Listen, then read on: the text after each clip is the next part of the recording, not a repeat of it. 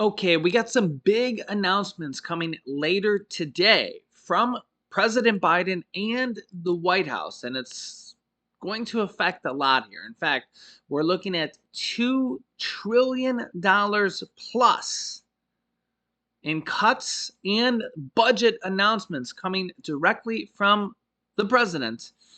And a lot of this is to appease the Republicans who are threatening a holdout here on the debt limit ceiling and, well, all the negotiations here to cut a lot of different things that they've been talking about here. We'll go over that here in this video, or else they're pretty much not going to vote on anything unless there's massive cuts to government spending here. And, well, take a listen to this and you'll kind of get a hint why. Take a listen. A lot to do in the next hour, but first up, the biggest big money number of them all. That is the federal budget. The president set to release his plan tomorrow. And while we do not know, of course, exactly what is in it, we can be sure of just two things.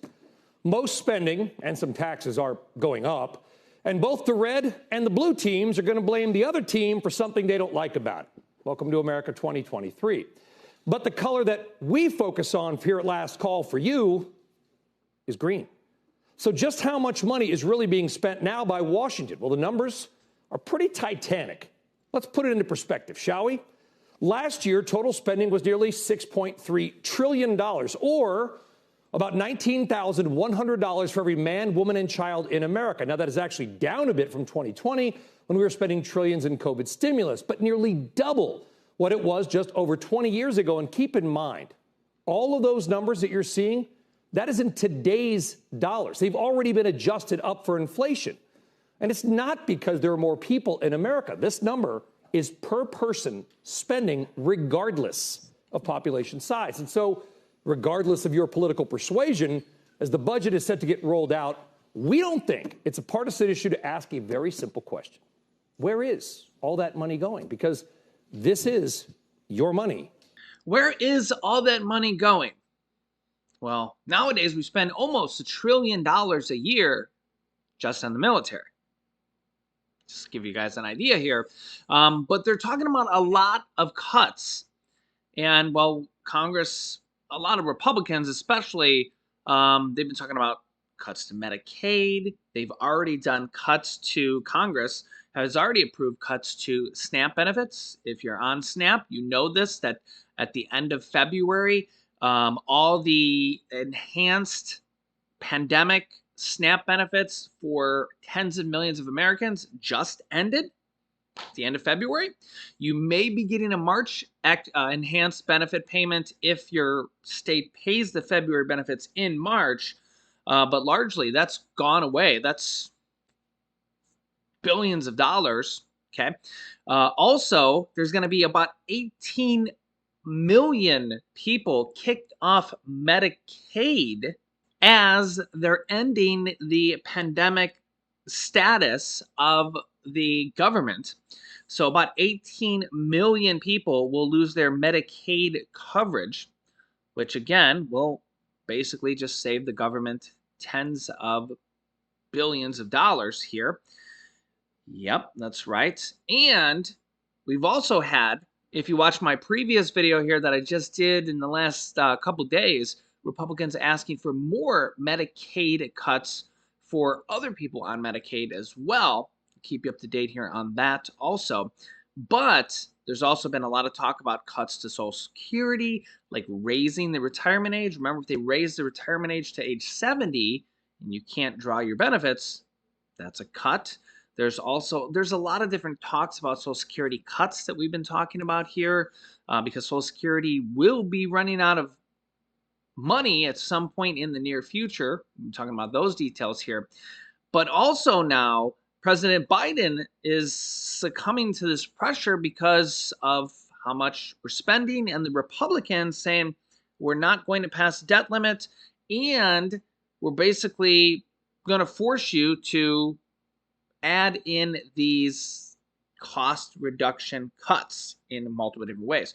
So what President Biden is going to do is he's going to come up with the most Democrat cuts he can abide by. or confined, and the Republicans are probably going to say, oh, we absolutely hate them. We don't want them. And we're already kind of seeing a little bit of this. Take a look at this. On Tuesday, the White House unveiled a proposal to raise the Medicare surtax on earned and unearned income above $400,000 from 3.8% to 5%. It's interesting that they say unearned income. If it's unearned, it's that's a tricky situation there. Also, President Biden is expected to raise taxes on corporations when they do stock buybacks. Last month, the president proposed also a new tax on wealthy households that would require individuals and families worth more than $100 million to pay a 20% tax on income and the unrealized gains of liquid assets such as stocks. That's a very tricky situation.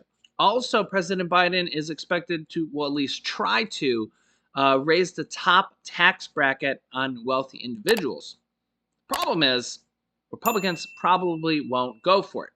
Mitch McConnell said, "Thank goodness the House is Republican." Mitch McConnell told reporters at a press conference, "Massive tax increases, more spending, all of which the American people can thank the Republican House for, will not see the light of day." Basically saying that Republicans will not go for these type of tax increases, primarily on high income earners. Centrist Democrat, who's often a critic here, says, yeah, we are spending too much, and also you can't just tax your way out of this debt. Take a listen here. To Senator Joe Manchin, who joins us right now, just got off the Senate floor to say we are not going to default. Senator, good to see you. So you don't think that's going to happen? Good to be with you, Neil. Same here. Oh, I don't think that'll happen. I think we all come to our senses. You know, we're going to pay our debts for the sins of our past. But, you know, to say we're not even going to discuss it, Neil, is not even rational. To say that we can't look and see how do we accumulate so much debt within 10 years, faster than any time in the history of our country, how much debt have we accumulated? And our debt to GDP is greater than it was after World War II. We saw what we saved from fascism. We won the World War, if you will. We liberated Europe. We did all of the things that you say, well, that was well invested, if you will. It's hard to say that today, and that's the concern we have, buddy. We've got to get this under control.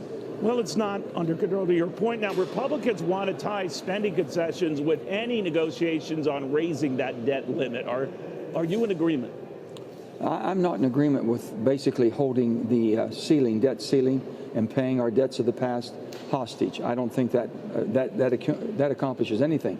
Can't we at least have a piece of legislation that we agree on and that we're going to sit down in a bipartisan, bicameral way? Hey, just find out, how do we accumulate so much debt? Just think about this. 2013, we had about $3.3 trillion of spending on an annual basis. Now we're at 6.2, 80% increase. How did it happen? Both in discretionary and non-discretionary. Can't we even look at how we've accumulated? And even, we know because of COVID, and both Democrat and Republican administrations accumulated a lot of debt because of COVID. But now COVID's over. Can we basically go back to normal? We're going to have some reductions here. Do we have any savings? You wouldn't have to scare the bejesus out of people, Neil, and say, oh, the first thing they're going to do, somebody wants to cut Social Security and Medicare. We've taken that off the table.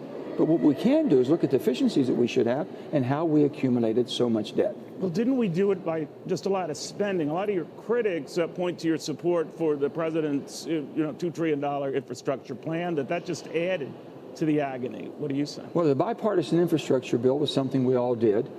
And I think you're going to see an awful lot of money be invested back, a lot of basically energy and economy that's going to be generated from that.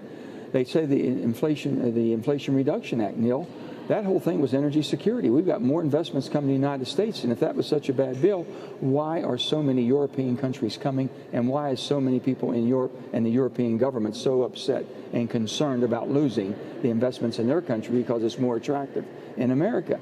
We're doing things that basically stimulating the economy, should bring more money to it, but just spending, sending checks out and spending money for the sake of spending it has proven to be lethal to us right now. You know, the president indicated yesterday, Senator, I'm quoting here, I want to be clear, I'm going to raise some taxes. He didn't outline what taxes he's going to raise. You limited those he wanted to increase a couple of years ago. Where are you on that, and what do you think he's talking about? I don't know. I'll probably hear something today, hopefully, of what direction they want to go, but I can assure you, you can't basically just tax your way out of debt. You can't borrow your way out of debt, and you can't cut your way out of debt. You can do a combination of all of those to a certain extent and manage your debt. We're not managing debt. There's not a person watching or listening right now that doesn't manage their financial situation and be successful. There's not a family sitting down that doesn't sit down. We've had record spending 21 years in a row, more than what we've taken in. When you have running a deficit in 21 years in a row and nothing has happened, and we accumulated a debt, and we're looking at now, 2050 has been used in a benchmark. I don't know, 2050 is a benchmark on many things that people are striving to. If we go down the debt that we have right now and the way we've accumulated it, by 2050 we'll have $130 trillion of public debt. We'll be spending $5 trillion a year, just the interest on that. That's not Well, sustainable. don't you think There's no a lot way of you can that are survive. these entitlement programs? And you said, you know, the Social Security that are not on the table right now. Republicans said this year not on the table. Should they be on the table in future years? Should we start looking at Well, them? you need to look at it to make sure, how do we, how about in West Virginia, I have 60% of our people on Social Security and Medicare. Now, to them to be thinking, oh, we're not going to touch it. We're not going to touch it. We're going to make sure they get it. We've got to make sure that in 10 years from now, they still have the money they have coming in and the Medicare protection that they're getting right now for their health care. If we do nothing and just sit back with our hands in our pocket and say, oh, we can't get involved, they're going to have automatic cuts. We can't let that happen. So what about We've got those to say, where would you say, all right, we have to look at either extending the age, raising taxes, or those 50 and over shouldn't have to worry about this? Where are you on the age of people who might have to say, all right, we're going to push this back a little bit? I just think, is there a better program? Is there a better way as younger people can invest and have something for retirement? I don't know. But if you can't even sit down and talk with experts and talk with people that have the wherewithals to say you're not even going to discuss anything. Only thing I'm telling you I'm not going to discuss is cutting Social Security and Medicare for those people that are receiving and have been depending on it, that have worked hard and earned it. Now, with that, you have to look at everything. How do you sustain what you have? That's just normal. That's normal discussions people have at the dining room table or the kitchen table every day. Yeah, so as you can see here, $2 trillion of proposed cuts coming from President Biden, and the Republicans are going to want even more. So let me know your thoughts here. I'll keep you up to date here with future videos. So if you haven't yet, make sure to click the subscribe button down below and then the bell icon so you don't miss out on new videos that come out here on our YouTube channel every day at 10 a.m., 3 p.m., and 8 p.m. Eastern Standard Time. If you appreciate these videos, don't forget to hit the like button for us right now. Here's some videos you should watch next. Here is a video of what the Fed and Congress just announced is coming. It's going to be massive. Or here's a video about 2 new bills to save Social Security with some good news there. So click on one of those videos next. Thanks for watching, guys, and I'll see you in the next video.